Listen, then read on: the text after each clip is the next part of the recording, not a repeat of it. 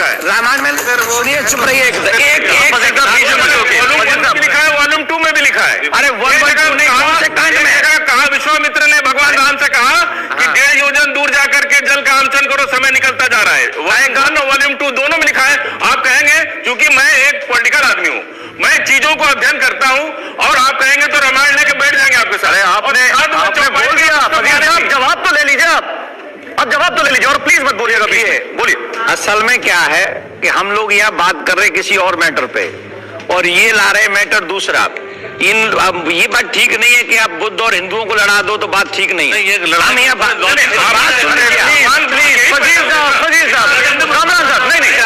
अगर ये स्ट्रेटजी है कि किसी को बोलना नहीं देना है, तो वो भी नहीं बोलने देंगे। आप सो नहीं बोल रहे हैं, तो आप भी मत बोलना नहीं चाहते। मैंने आपको मौका दिया बोलने का। बात सीधी सीधी ये है कि अगर आपका कुरान भी कहता है कि आप मस्जिद को एक प्रे का स्थान मानते हैं, और प्रे का स्थान अगर हम लोग शिफ्ट भी कर दें, पर जन्म स्थान हम शिफ्ट नहीं कर सकते। कृष्ण वहां मथुरा में ही आए हैं, राम अयोध्या में ही आए हैं, काशी बाबा भोलेनाथ आपके पास आपको शिफ्ट कर सकते हैं। Proof at that place Quran का हवाला दे रहे हैं। आपके ही मौलवी बोलते हैं, हमने तो नहीं पढ़ा। एक मिनट, क्यों हवाला दे रहे हैं उसका, जब आपने कुरान नहीं पढ़ा? आप ही का मौलवी बोलते हैं। कौन मौलवी बोलता है? यूट्यूब पे तमाम पढ़े हैं। नाम बताओ एक मौलवी का। तमाम मौलवी बोलते हैं। एक मौलवी का नाम बताओ। जाके यूट्यूब ऑन कर लो ना, आप यूट्यूब ऑन कर लो। पेज पूछ रहे थे, मौलवी का नाम बताइए ना। मैं कह रहा हूँ आप यूट्यूब यूज कर लो। मौलवी का नाम बताइए। मैंने तो कुरान होगा ना। देखो मेरा इंटरेस्ट कुरान होगा ना, किसी मेरी बात सुनो, नाम भी नहीं जानता। बताइए ना। मेरा नाम नहीं जानता, कुरान का नाम लेके कुरान पढ़ा नहीं। कहाँ लिखा है कुरान? मैंने कुरान पढ़ा नहीं, तो फिर और ऐसे तमाम मौलवी दे क्यों रहे? आप गीता का हवाला दीजिए, रामायण का हवाला दीजिए, उपनिषद का हवाला दीजिए, वेदों का हवाला दीजिए। रामायण का जवाब वो नहीं दे पा रहे हैं।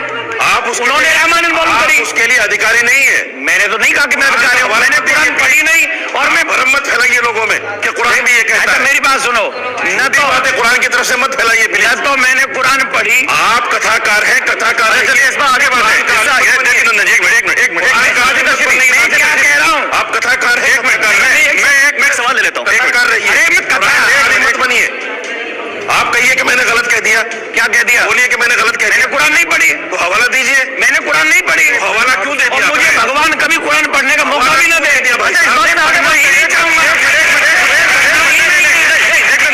पढ़ूंगा कुरान। दुश्मनी नहीं है। पढ़ते हैं, क्या पढ़ते हैं? मेरे पास चारों वेद रखे हैं, रामायण रखी है। उसके बाद ही हाल है आपका। उसके बाद ही हाल है। उसके बाद ही हाल है। उसके बाद ही हाल है। आप मुसलमान के कितने दुश्मन है? महाराज आपके अंदर से निकल गया अभी। मुसलमान के दुश्मन है, अभी निकल गया आपके अंदर से। मेरा कुछ पूछूंगा, नहीं आप बात करेंगे। आपने बोल दिया मैं कुरान पढ़ना नहीं चाहता, आप नहीं करना चाहते। जवाब दीजिए। अब सुन लेंगे कुरान को मुसलमानों की जागीर नहीं है। आप सुन लेंगे। कुरान पूरी दुनिया की किताब है। सुनो,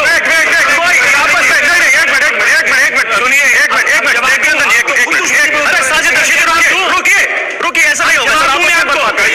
एक मिनट, आप लोगों में से कोई नहीं बोलेगा जब तक बोलने को ना कहा जाए। आप करने नहीं आए, प्लीज गरिमा बनाए रखिए। और आपसे रिक्वेस्ट है सर, मैं धमका नहीं रहा हूँ। आपसे रिक्वेस्ट है मेरी कि आप अपनी बात रखने के बाद सामने वाले को सुन लीजिए। मैं धमका नहीं रहा। हाँ बिल्कुल, आप मुझे ख्याल रखिए।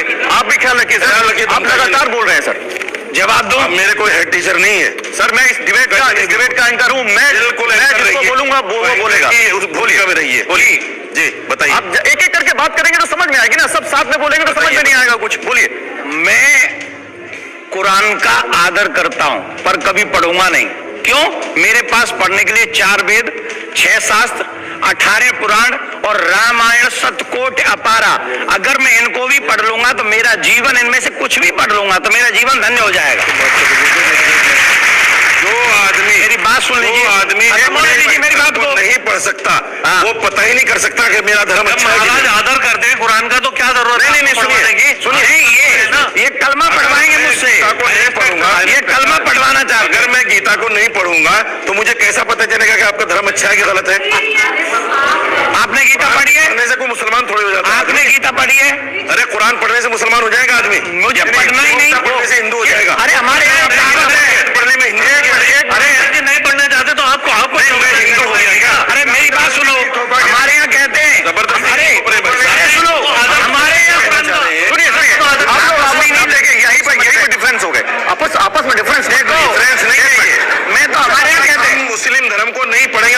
पता चलेगा मुझे। अरे साजिद भाई तो आप ही बोलते रहेंगे तो दूसरे का जवाब कैसे लेंगे? छोटा सा जवाब, फिर मुझे ब्रेक पर जाना है। अग्रवाल जी, हमारे यहाँ कहते हैं जिस शहर में जाना नहीं है, जिस गांव में जाना नहीं, उसके किलोमीटर क्यों ना पूछने। तो मुझे जब जाना ही नहीं, मैं किलोमीटर क्यों पूछने?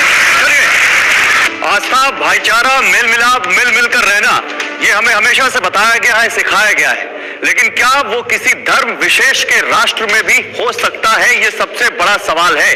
हिंदू राष्ट्र को लेकर देवकीनंदन भी बात उठाते हैं, बागेश्वर भी उठाते हैं और पॉलिटिकल पार्टियां भी उठाती हैं। और देखिए, बीजेपी तो उठाती रही है, कांग्रेस के नेता भी हिंदू राष्ट्र पर कुछ ऐसा कह रहे हैं जो बहुत सारे लोगों को पसंद नहीं आ रहा है। कांग्रेस के वरिष्ठ नेता कमलनाथ ने हिंदू राष्ट्र पर गेंद उल्टे विरोधियों के पाले में डाल दी, तो दिग्विजय ऐसी मांग करने वालों के खिलाफ मुखर दिखे। जल्दी से देखिए इन दोनों नेताओं ने कहा क्या। देखिए, बनाने की क्या बात है, 82% तो हिंदू है ही, तो वो क्या हिंदू पैदा कर रहे हैं? विश्व में जिस देश में इतनी बड़ी परसेंटेज हो, वहां कोई बहस की बात है? ये तो है ही, 82% अगर भारत में हिंदू है तो हम कहें कि ये हिंदू राष्ट्र है, ये कहने की क्या आवश्यकता? ये तो आंकड़े बताते हैं। जो लोग भारतीय संविधान की शपथ लेकर आज पद पर बैठे हैं, प्रधानमंत्री, मुख्यमंत्री, अगर वो हिंदू राष्ट्र की बात करते हैं तो पहले उनको इस्तीफा देना चाहिए अपने पद से। और चलिए, केवल देश में नहीं बल्कि विदेश में भी अब इस तरह से जहाँ हिंदू राष्ट्र में बात चल रही है, कांग्रेस पार्टी में